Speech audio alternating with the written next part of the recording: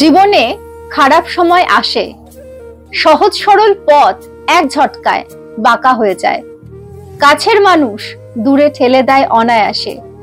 হাতের রেখা, কপালের ভাগ্য বিশ্বাসঘাতকতা করে।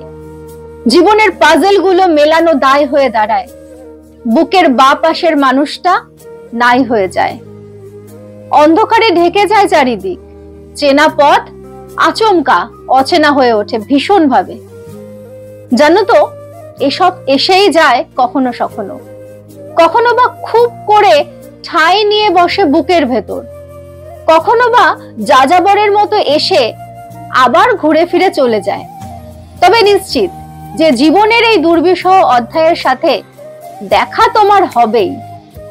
যদি হঠাৎ ওদের সাথে তোমার দেখা হয়ে যায়, তবে ভয় পেও না। চুপ করে বসো কিছুক্ষণ, নিঃশ্বাসের সাথে মস্তিষ্ক শান্ত করো, চোখ বন্ধ করে নাও বারে বারে। তবে ভয়ে নয়, জিরিয়ে নিতে। বিশ্বাস রাখো নিজের ওপর, বিশ্বাস রাখো স্রষ্টার ওপর। কেঁদে নাও তার দুয়ারে, চেয়ে নাও সকল না পাওয়ার আক্ষেপ। ভিক্ষুকও যদি বারবার হাত পেতে চেয়ে বসে 2-4 টাকা, ফিরিয়ে তাকে দাও না তুমি। আর স্রষ্টা তো দয়ার ভান্ডার, সে যে তোমায় ফিরিয়ে দেবে ভাবলে কি করে?